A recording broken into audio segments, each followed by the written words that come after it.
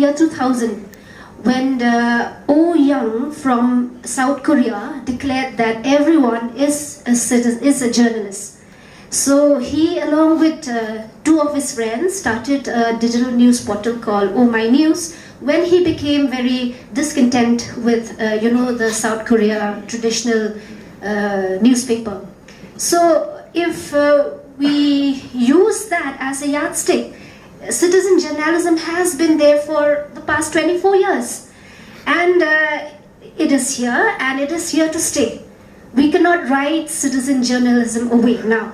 So what we can do is, we have to accept citizen reporting, and professional journalists must also deal with the fact that they have to share their space with citizen reporters, with tweeters, with bloggers, with YouTubers. There is no two way about it. The faster we accept that, the better it's going to be for everybody. So rather than asking that question whether it's blurring the line, it is. But we have to look at how to unclear this blur. And the only way we can do that is we have to start asking, right questions. And a much better question now, I feel, is what is journalism today? We can no longer ask this question, who is a journalist today? Because the internet is actually changing the entire media ecosystem, the entire media landscape, and which is also evolving at a very furious pace. So we have to ask this question, what is journalism today? And from the academic point of view, asking this question is also something not very easy. The answer to it is something not very easy. But we have to face this challenge. And from the academic point of view, there are certain options that we can consider. The first approach to this particular question, what is journalism today, is we can dismiss it and say this question is unimportant. Journalism is what it used to be, and we remain fixed and stagnant with that view. That we can say is the skeptical approach to journalism. That is the worst case scenario. Or our other option is perhaps we can use what we call the empirical approach to this question. And here what we can do is look at examples of good journalism through the history of journalism in the past, and then identify key activities of journalism like news gathering, news editing, and news publishing. Then use these features of journalism and compare it with present day writing, and then say that only those news which follows these activities, these falls under journalism, the rest are all fiction writing. Rather, I would say that this gathering should not be held in Vivanta, with all due respect to them, of course, should have been held at St. Anthony's College or Neho. Because what we need now is the young people out there to be present and to understand what we are talking about, because this is such a serious issue. And in the long run, if you're looking at media as a platform to disseminate information, and when I say disseminate information, not disinformation or misinformation, it is of prime importance that at least they know what are the ethics, or what are the do and don'ts, and how does one curate oneself to go about and disseminate that much needed information. We live in a digital world, and this Gen Z is going to be the ones who will be going about creating that whole frenzy about what is news, what is social media influencing. See, I think one thing here needs to be very clear, that we need to clearly understand what is news, what is an awareness, and what is an influence. So if you are taking an influence as news, I think there is where we are going wrong. Now, coming to the question that you asked me about how from radio I made the transition. So basically, when I was with Radio Mirchi, or right from the time when I was in Ulala, Radio Ulala, the fact that social media was given to us as a leverage to connect with our listeners, where we post our programs, we post content so that there is an interaction that happens. And since in a digital age where it was so convenient for us to interact with one another, this was a boon for us. Moving on from Radio Ulala to Radio Mirchi, and when my program, My Shalom, My Pride came into being, I realized that as much as I'm interacting through radio, there was one way to be able to connect with the listeners out there is through the medium of posting on Facebook and Instagram. The same old questions about Meghalaya, the same old questions about Shalom, but the audience was larger. Why? Because at one point of time, how many listeners actually are listening to the radio show? But through that medium of Facebook and Instagram or social media for that matter, there was a larger interaction that was happening. The point of view, people were able to exchange because see, radio is a one-way traffic. But that way, they were able to share it in light, information, and so many other things. Now, when the campaign, on-ground campaign began of My Shalom, My Pride, now My Meghalaya, My Pride, as you see it. So what happened now? This transition actually moved that radio audience to get to actually see the walk the talk. And when that happened, the audience that I had from radio moved to the social media platform to be able to share their point of view, their stand, to be able to put their say on things and to even share information to me, to say that Banik, here in Madanating, Banik, here in Nongrim, Banik, this is a serious concern that we need to address. So this became again another tool for me to be able to reach out. And I would certainly add to that that it was absolutely a leap in my audience. 67,000 followers on Facebook is not a joke. I had done my insights, and when I checked my insights, you won't believe I have followers right from Bangladesh to Kuwait to Japan to Pakistan for that matter, who are watching my videos. Recently a friend of mine went to Kashmir for a wedding. He was zapped by somebody walking in, do you know Nikki J? From Shalom. And he was like, yeah, you know Nikki J? Yeah, because I'm a follower of him on Facebook. We get to know about Shalom from him through this. And you are all from Shalom, so welcome to Kashmir. So you understand the dynamics of it, that the audience now is no more just Shalom-centric, but it's global. So I would say that it is absolutely a boon for me to be able to interact with a larger audience. And with respect, of course, to the campaign that I run and the awareness part of it, which is, of course, primarily to cater to the issues of the state of Meghalaya. But at the same time, what happens, due to this leap that I have to an audience which is larger than the radio domain, which is on a line of sight 5 kilometers only, this has created a larger prospect for so many of my followers out there to be able to communicate, to share the point of view, to motivate, and to be able to also help disseminate that same old information by sharing my videos and becoming a medium of that very change that we want to cut across, through these activities. Some readers, they address me personally on my social media page, so I respond to that. If you keep engaging with readers the whole day, then you'll not have time for any other thing.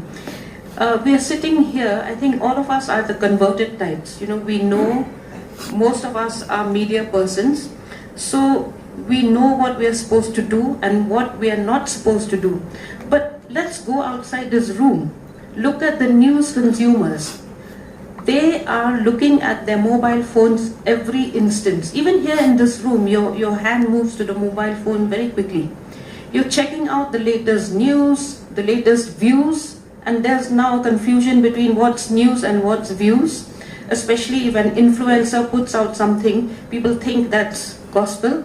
So they will be following that person all the time, especially when that piece of news or view resonates with their own political ideology. And we know that there are now politicians who have been able to engage some YouTubers to push out their agenda. And there's nothing wrong with that. But for that, you need a critical audience. And critical thinking is what is missing in our media today. Because critical thinking is not taught in the classroom. You don't also teach media literacy at the school level. We only come to know what media literacy is when we join the mass communication of St. Anthony's department. So the media being such an important aspect of democracy, it should be taught, I think, from class 3, 4 onwards. Students should learn to understand, analyze what is news and what is fake news, what is misinformation, disinformation. And I have to say that our attention span now is very, very low. I checked out today and it used to be 12 seconds attention span in the year 2000. Now it's only 8.25 seconds. So who has the time to read a full-length article? I think very few. I don't even know if people in the government do that, if they have the time for that. And the proliferation of news media is real. We can't put it back, just like we cannot put back the toothpaste into the tube. So we have to deal with it. How we have to deal with this menace I'm saying when you're looking at disinformation and misinformation, is to sit and discuss this issue. We don't have public platforms for discussing the news media. We also don't have too many media critics in this state. It's a great need, because we would like to know where we're going wrong, what we're doing wrong, and where we're going right. That they required the social media journalists to actually, and YouTubers, to impanel with them, so that they will be, for the purpose of identifying, for the purpose of identification, and know that, okay, only these who are impaneled with us are recognized and identified by the people of Meghalaya. Then I see no problem with that, because I equate that with all traditional newspaper. They also have to register with the RNI, to be recognized by the government of India, and that is an act wherein the government of India will be able to actually know which is a legitimate newspaper in the country. It's also used for the purpose of data and statistics, to know how many newspapers are there in the country. I think that is perfectly all right. It is actually a welcoming move, because there are so many, with the social media, there are so many people, there are so many wannabes journalists, those who try to attempt to be a journalist. So it'll help. And also because that particular section deal with the welfare for the journalists. So then it gives the government a certain, window to know who, when they are dealing with these welfare scheme, then the government will know that only these who are impaneled are the deserving ones for the welfare schemes. But if that impanelment is required for the purpose of censoring and vetting, then that is something which we must resist, because that directly comes against our freedom of speech and expression. It's something which we all have to come together and just voice our, resist that, because that is a move which is going to be very unhealthy to a democracy, which is going to actually kill, the freedom of expression. That is my, opinion on that. See morality or involves defamation, or that is likely to incite commission of offense. Now, I think that is control, that is not regulation. So the DIPR will have to reframe this part of it. We do have a problem if everything is unregulated. It cannot be a free-for-all, because even Article 19(1)(a) is not without conditions. Your freedom of speech ends where my nose begins, they say, no? So freedom of speech is not absolute. So you cannot have news that incites violence, which is what is happening a lot on YouTube today. But the interests of the state, I think that's very ambiguous. What do you mean by interests of the state? What do you mean by public order? Suppose a social organization wants to have a procession or demonstration. Are you going to curb that? Are you not going to allow the media to cover that? Or, so these are troubling aspects, and I think we in the media need to have a dialogue with the IPR and also people from academics, so that these disturbing actions are not put forward. We want the IPR to keep this on hold for now. Will not attack if you pray. This has come out in a local newspaper, Khasi newspaper. This is what they post in one of their stories.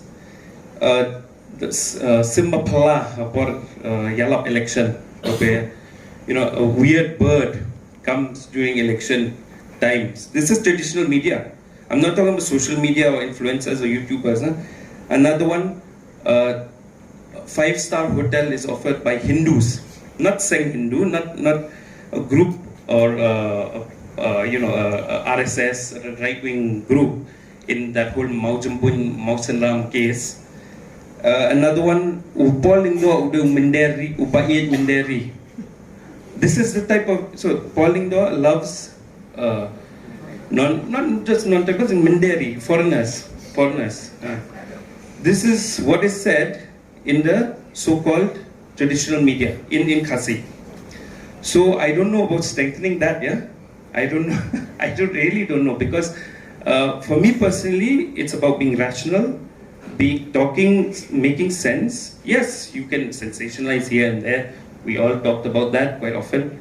But I feel it's a little unfair to just blame YouTubers and social media people, because they are learning it from somewhere. They have learned it from somewhere. So that is the whole point here. Khasi, particularly Khasi, because I'm a Khasi, vernacular media has gone without any kind of complaints for a very long time.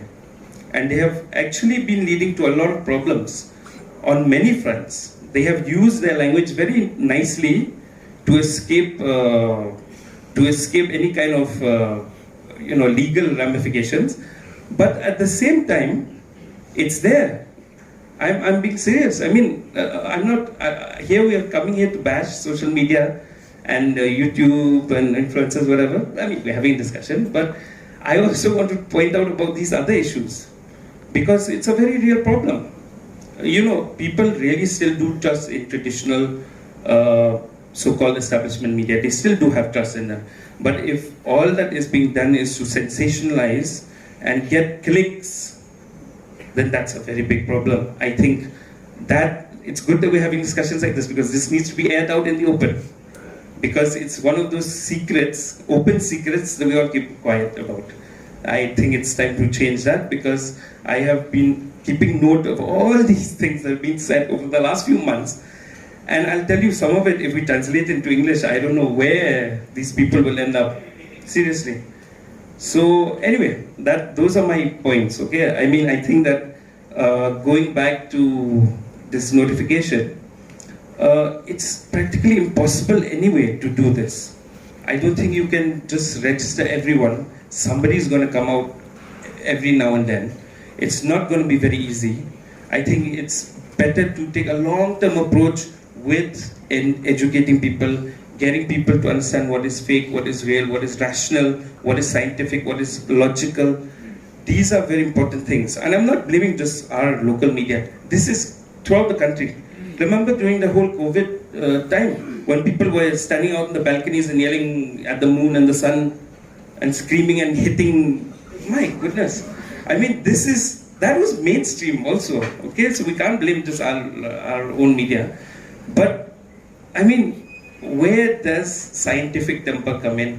Where does rationality come in? It's about time, because we should be building up, not going down. I think everybody in the media has that responsibility. Build people up, build up their intelligence. It's okay. Sometimes we might not always get it, but it's important that we start. Because otherwise we're going to be a nation of Buddhus. We're just going to run around yelling at each other, screaming, and that's what's happening now. It's really sad. Questions, and she was wondering where the rest of the journalistic fraternity has gone missing. So it is a professional task. It's not something that somebody with a little flair for writing can take up. You need all these tools. Journalism requires a set of tools, and we have to have people who know those tools, and that's why you have a media department. That's why NEHU has opened up the journalism department. That's why EFLU has a journalism department. But then all those who graduate from these institutions do not come into the media. There are very few, like Iban. And St. Anthony's College, I'm sorry to say, doesn't do much for the print media. You're more about electronic media, visual media. So I would really encourage you to do something for the print media as well. I hope I answered your question, Ryan. Of what had just happened, I will just go back quickly. Avner mentioned disappointment because he doesn't receive enough engagement in his post. And why I just want to say why that happened is because there is a news story for all our journalist friends here. The root of that, no Avner, lies in the education system. Because, MBOS has been there for 50 years, and I don't know as journalists whether you are aware of this or not, but MBOS does not have a curriculum. They only work on a syllabus. And somebody has done a research and compare MBOS with CBSE and ICSE, and they discovered this, that student who comes out of the MBOS system, they scored very high on rote learning, which is a low learning skill. And they score very low on critical thinking, which is a high learning skill. And the root of that lies with MBOS. And we have to actually question MBOS and make MBOS accountable why all these years they don't have a curriculum. And then to come back to Nick and the clickbait, yes, you are of the opinion to say that numbers matter. We have to fight that. Your numbers must not matter. Because if numbers matter, and then we encourage clickbots, and we encourage people who will just click for the sake of clicking, it will have a serious repercussion, and that is, it will affect engagement. Because all those who clicks are people who cannot think or are, bots. So engagement will matter, and it will have a serious repercussion there. And I would like to conclude on my last concluding remark is that the only way forward here is what we call layered journalism, wherein we move forward to what is known as a new mixed news media, wherein there are both amateur and professionals, and we have to accept that a newsroom now will have to be a space which will have to be integrated between citizen reporters and also professional journalists. But what is important is that we have to rethink and redesign media ethics and guidelines.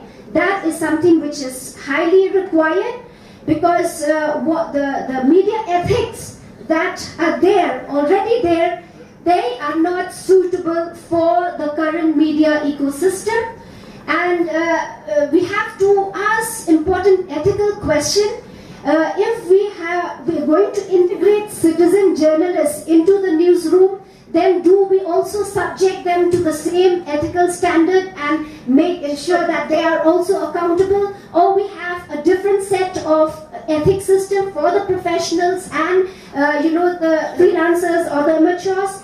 And again, we also have to ask this question: how do we handle the issue of anonymity?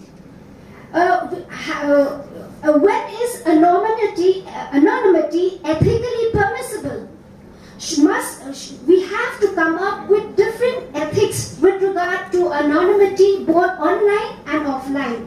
My last word is that, again, we have to deal with that. Those are just two examples, and I would like to end on this part that we have to rethought on media ethics and guidelines which will suit the present eco-media system and not the media system of the past. We have Professor Dubey here who will be giving us a talk on press laws, so I hope that we will all listen well, because it's important when we talk of ethics. We're talking about a set of laws, following a set of laws. If we don't know what those laws are, then what are we into? So we need to professionalize ourselves. Like Sherry said, we do not really need to go through a traditional kind of training. Some of the people who come from media schools sometimes do not do as well as journalists who stumble into the media but do a lot of good work because they are passionate about their profession. So that's my last one.